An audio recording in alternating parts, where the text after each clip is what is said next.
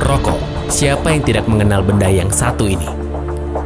Pria, wanita, bahkan anak-anak sudah mengenalnya dalam kehidupan sehari-hari.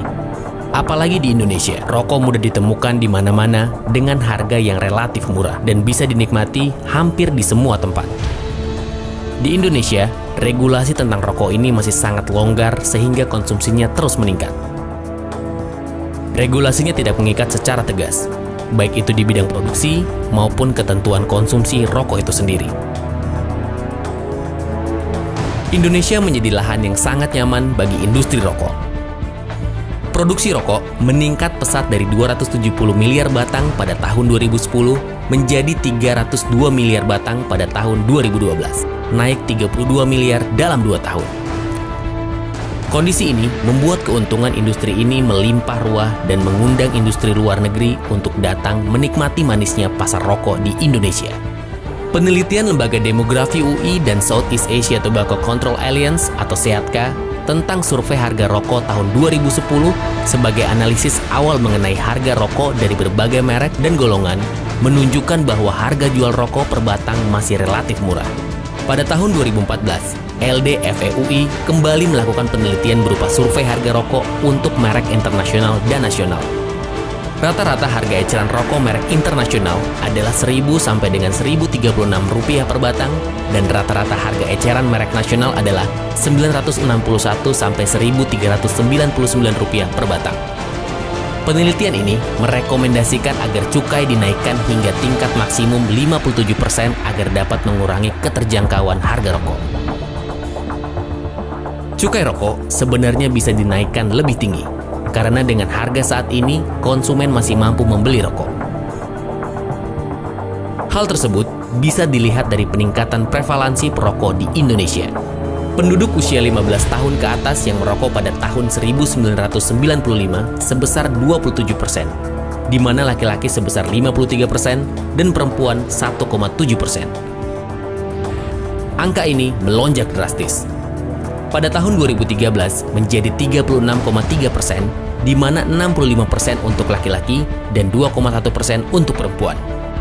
Prevalensi merokok di Indonesia tertinggi di antara negara-negara di ASEAN. Untuk itu, diperlukan suatu instrumen untuk mengendalikan konsumen rokok di Indonesia. Lembaga Demografi UI melalui Southeast Asia Initiative of Tobacco Tax atau SITT of Southeast Asia Tobacco Control Alliance atau SEATCA telah melakukan berbagai kegiatan bersama dengan Kementerian Kesehatan dan Keuangan terkait dengan peningkatan harga rokok melalui naiknya cukai. Di samping itu, inisiatif ini ditujukan untuk memastikan bahwa penggunaan dana dari cukai rokok untuk bidang kesehatan berjalan dengan baik. Latar belakang kegiatan ini adalah semakin naiknya jumlah perokok di Indonesia, terutama di kalangan anak-anak dan penduduk miskin. Tujuan dari berbagai kegiatan ini adalah untuk mengurangi keterjangkauan rokok sehingga konsumsinya menurun. Inisiatif ini dimulai sejak 2010 dan berakhir pada 2014. Ada 3 perubahan kebijakan utama yang terkait dengan inisiatif ini, yaitu pertama, naiknya tarif cukai rokok dan penyederhanaan sistem. Kedua, adanya panduan penggunaan dana bagi hasil cukai, hasil tembakau untuk kesehatan dan kawasan tanpa rokok. Dan ketiga, adanya panduan penggunaan dana pajak rokok untuk kesehatan masyarakat. Saya kira lembaga demografi ini cukup banyak perannya, dan dengan upaya-upaya proaktif yang dilakukan, baik itu secara akademis maupun secara pragmatis, itu akan sangat membantu pemerintah. Dalam hal ini, apa yang dilakukan lembaga demografi ikut membantu Kementerian Kesehatan dalam merumuskan pedoman umum penggunaan pajak rokok ini akan membantu sekali, karena nanti identifikasi program atau kegiatannya yang real diperlukan daerah itu paling enggak nanti akan terjabarkan di dalam pedoman umum tadi.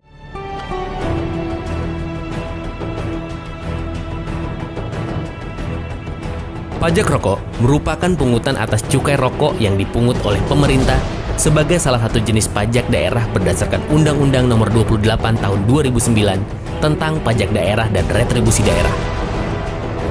Pajak rokok ini mulai diberlakukan 1 Januari 2014. Objek pajak rokok adalah konsumsi rokok meliputi sigaret, cerutu, dan rokok daun. Kecuali rokok yang tidak dikenai cukai berdasarkan peraturan perundang-undangan di bidang cukai. Sementara subjek pajak rokok adalah konsumen rokok itu sendiri. DBHCHT adalah dana bagi hasil cukai hasil tembakau yang merupakan amanat nomor 39 tahun 2007 tentang cukai.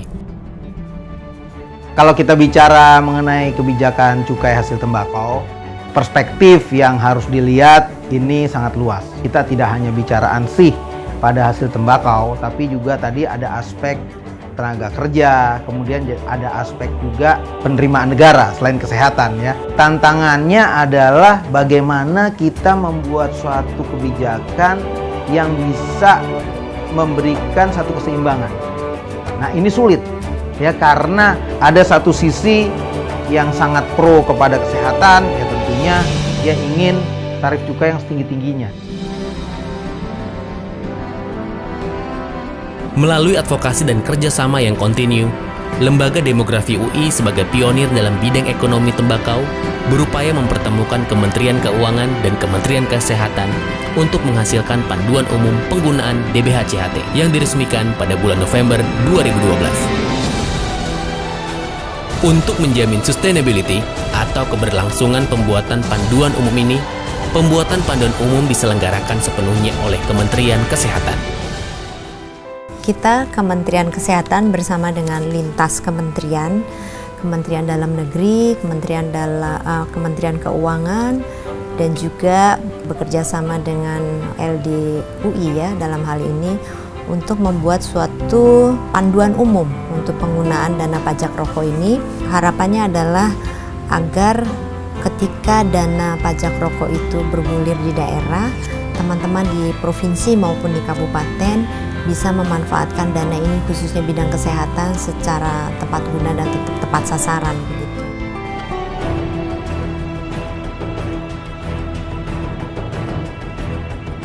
Lembaga Demografi UI berperan aktif dalam memberi masukan, menjadi bagian tim, serta melakukan uji coba. Setelah panduan umum penggunaan DBHCHT selesai dibuat, Lembaga Demografi UI, supported by SITT Project, mengevaluasi bagaimana panduan umum tersebut dijadikan acuan dalam penganggaran dan perencanaan program di daerah. Studi kualitatif dilakukan di beberapa kabupaten di 2 provinsi penerima DBHCHT terbesar, yaitu Jawa Tengah dan Jawa Timur. LDFE UI aktif dalam menghasilkan fact sheet and policy brief yang dibagikan kepada pengambil kebijakan dan masyarakat luas mengenai ekonomi tembakau. Kebijakan cukai rokok adalah win-win solution karena di satu sisi dengan naiknya tarif cukai maka penerimaan cukai akan naik sehingga negara akan mendapatkan dana segar untuk membiayai pembangunan, dan di sisi lain kepentingan kesehatan akan mampu diakomodasi karena dengan naiknya cukai dan naiknya harga, konsumsi rokok diharapkan turun dan kualitas kesehatan meningkat. Oleh karena itu kami mendorong pemerintah untuk meningkatkan cukai setinggi mungkin dan mendorong pemerintah daerah baik di kabupaten maupun di provinsi untuk menggunakan sebesar-besarnya dana dari cukai rokok baik dalam hal dana bagi hasil cukai tembakau maupun pajak daerah untuk kepentingan kesehatan. Jalan masih sangat panjang untuk menurunkan konsumsi rokok di Indonesia. Namun, inisiatif yang digagas Lembaga Demografi UI dan SIATKA ini adalah langkah awal untuk mengkatalis perubahan kebijakan yang lebih sehat di masa mendatang.